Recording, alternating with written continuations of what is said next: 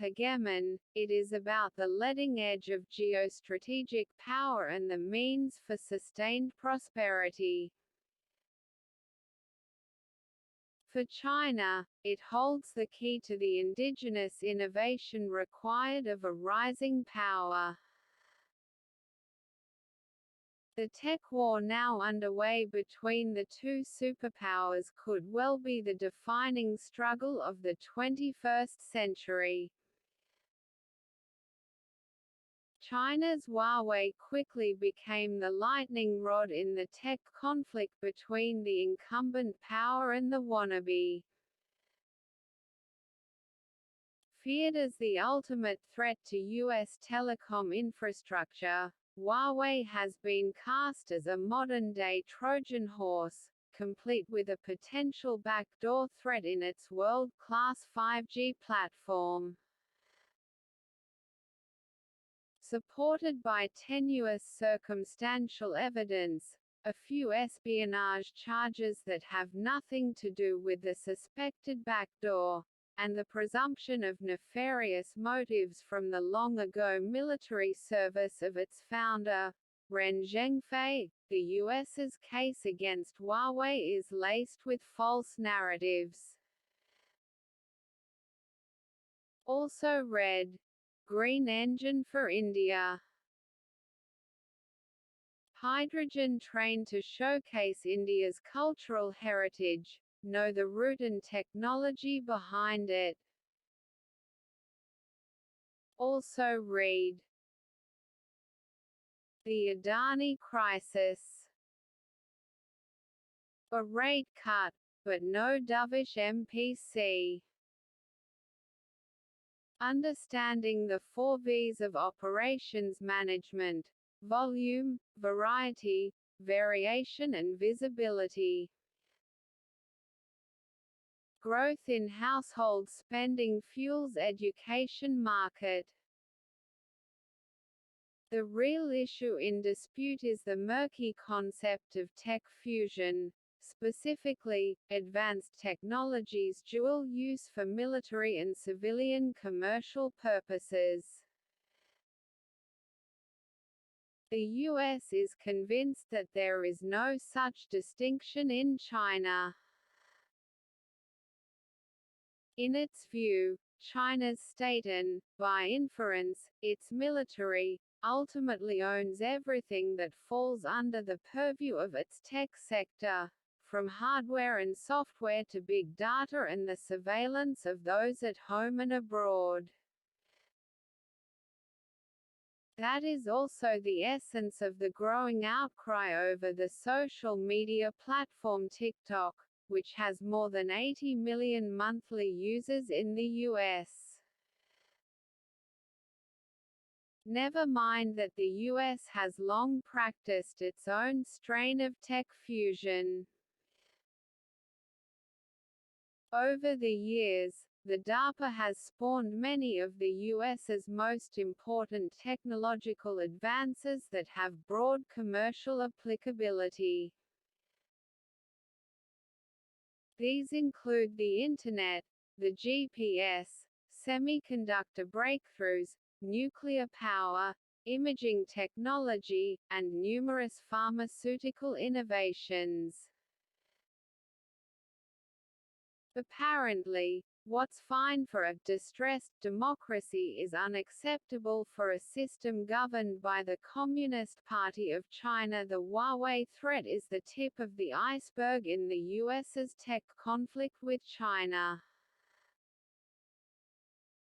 The so-called entity list that the U.S. Commerce Department uses to blacklist foreign companies for national security purposes has been expanded to include Huawei's supply chain, as well as a number of Chinese tech firms engaged in domestic surveillance of ethnic minorities in Xinjiang province. At the same time, with the recent passage of the Chips and Science Act of 2022, the US has stolen a page from China's industrial policy playbook and embraced state intervention to support technological innovation. And last October, a far bigger shoe dropped. The Biden administration imposed draconian export restrictions on advanced semiconductor chips, aiming at nothing short of strangling nascent Chinese efforts in AI and quantum computing. But the US's tough policies could be self-defeating, because its tech war with China is long on tactics and short on strategy. The US has been quick to grasp the power of the weaponized network, the chokehold it can place on critical nodes of cross-border connectivity. That approach, in conjunction with the friend-shoring, has been key to the financial sanctions imposed on Russia in response to its invasion of Ukraine. It is debatable, however, that this approach will be as effective in controlling the complex multinational research consortiums and physical supply chains of modern technologies.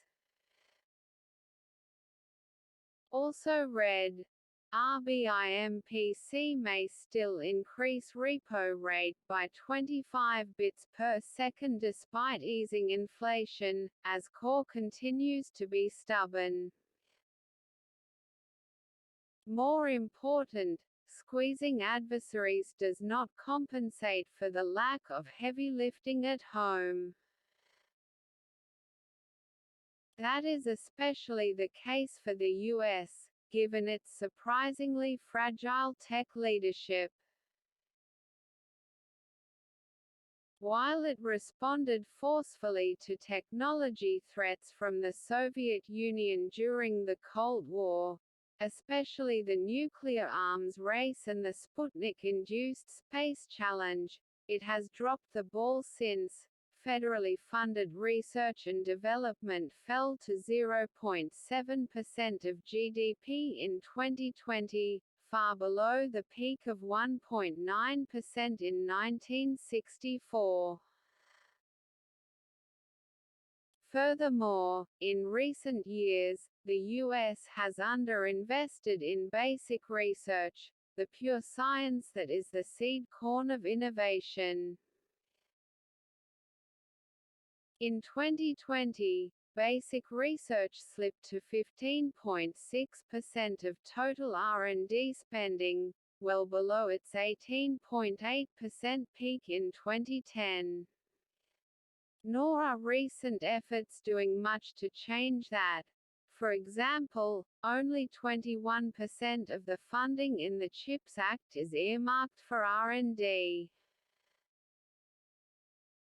Unsurprisingly, China is on the move. At the turn of the century, it spent just 0.9% of its GDP on R&D, or roughly one-third of the 2.6% share in the US. By 2019, the latest year for comparable figures, China was spending 2.2% of GDP on R&D, or 71% of America's 3.1% share. The US has also been lagging in STEM-focused educational proficiency, science, technology, engineering, and math, whereas China is now producing far more STEM PhDs than the US. In part, the US's shortfall in the critical foundations of technology leadership, both R&D and human capital, is an outgrowth of the same deficiency of domestic saving that has given rise to chronic US trade deficits. Its penchant for blaming China for problems of its own making is an excuse, not strategy. China's more strategic approach is not without its own vulnerabilities, especially concerning AI. While China's vast reservoir of data implies a huge advantage for machine learning applications, its advances in this domain ultimately will be stymied without ever increasing processing power. THUS's tactical assault on the advanced chips that fuel China's AI processing power targets precisely that weak link in the Chinese innovation chain. China gets that, and can be counted on to respond, one way or another. In the 5th century BC, the Chinese military philosopher Sun Tzu counseled, "Tactics without strategy is the noise before defeat."